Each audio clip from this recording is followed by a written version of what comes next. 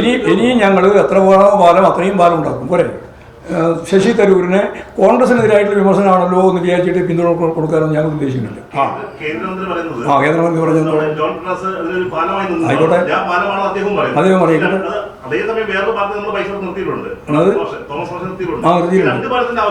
മൂന്ന് പാലം ഉണ്ട്, മൂന്ന് പാലം കൊടുക്കും. ഇതിലവർക്കൊന്നും അല്ല, ഈ പാലം ഉണ്ടാക്കുന്നതിന് എന്തൊക്കെ തകരാറെന്ന് ഞാൻ ചോദിച്ചത്. ഇനിയും ഞങ്ങൾ എത്ര പാലം അത്രയും പാലം ഉണ്ടാക്കും പോരെ. പാർലമെന്റ് സമ്മേളനം ഇന്നലെ ശശി തരൂർ പ്രതിപക്ഷം ഈ നടത്തുന്ന പ്രതിഷേധങ്ങൾക്കെതിരെ ശശി തരൂർ ഇന്ത്യ മുന്നണിക്കെതിരെ തന്നെ ഒരു ഇന്ത്യൻ എക്സ്പ്രസിൽ ലേഖനം എഴുതിയിട്ടുണ്ട്. അതിലൊരു നിലപാട് ശശി തരൂർ എടുത്തുകൊണ്ടിരിക്കുന്ന നിലപാട് നിരവധി പ്രാവശ്യം കോൺഗ്രസ് വിരുദ്ധമാണ്, കോൺഗ്രസും എതിരാണ്, അതുപോലെ തന്നെ ഇന്ത്യ മുന്നണിക്കും എതിരാണ്. ആ നിലപാടോട് ഞങ്ങൾക്ക് യോജിപ്പില്ല.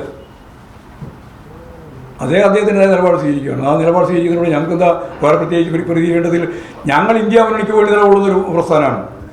BJPയെ തകർക്കുന്നതിന് അല്ലെങ്കിൽ പരാജയപ്പെടുത്തുന്നതിന് ഇന്നത്തെ ഇന്ത്യൻ പരിസ്ഥിതിയിൽ ദേശീയാടിസ്ഥാനത്തിൽ ഇതുപോലൊരു മുന്നണി പോകണം എന്ന് തന്നെയാണ് ഞങ്ങളുടെ അഭിപ്രായം.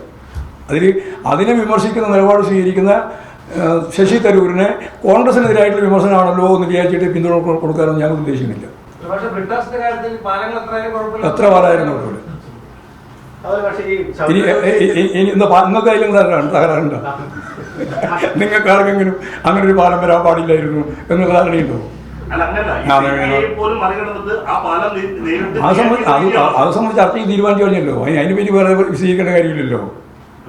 ഈ പാലത്തെ പറ്റി നിങ്ങൾ ചോദിച്ചപ്പോഴാണ് ഞാൻ പറഞ്ഞത് നമുക്ക് കേന്ദ്ര ഗവൺമെന്റുമായി കേരള ഗവൺമെന്റിന് അത് ഗവൺമെന്റ് ഫെഡറൽ സംവിധാനത്തിന്റെ ഞങ്ങളുടെ പരാതി എന്നറിയോ, ഫെഡറൽ സംവിധാനത്തിന്റെ ഭാഗമായിട്ട് കേന്ദ്ര ഗവൺമെന്റ് ചെയ്യേണ്ടുന്ന കാര്യം കേന്ദ്ര ഗവൺമെന്റ് ചെയ്യുന്നില്ല എന്നുള്ളതാണ്. അല്ലാണ്ട് കേന്ദ്ര ഗവൺമെന്റ് സംസ്ഥാന ഗവൺമെന്റ് തമ്മിൽ ഒരു പാലം ഉണ്ടാകാൻ പാടില്ല എന്നൊന്നും ഞങ്ങൾ കണ്ടില്ല.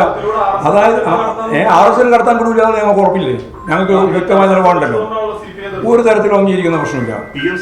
കേരളത്തിൽ PMC ആയാലും ഏത് പദ്ധതിയായാലും കേരളത്തിൽ RSSന്റെ ഒരു അജണ്ടയും നടപ്പിലാക്കാൻ കേരളത്തിൽ അടുത്തുള്ള ജനാധിപത്യ മുന്നണി ഇല്ല, ഒരുക്കല്ല, ഒരു സന്ദർഭത്തിലും അനുവദിച്ചിട്ടുമില്ല, ഇനിയോട്ട് അനുവദിക്കുകയില്ല. ഇത്രയും കാര്യമൊക്കെ ഞങ്ങൾക്ക് നല്ല വ്യക്തതയുണ്ട്. നിങ്ങൾക്ക് വ്യക്തതയില്ലെങ്കിൽ ആ വ്യക്തത ഇപ്പോൾ ഇതിന്റെ ഭാഗമായിട്ട് ഉണ്ടായിക്കോ, അത്രയും ഉള്ളൂ.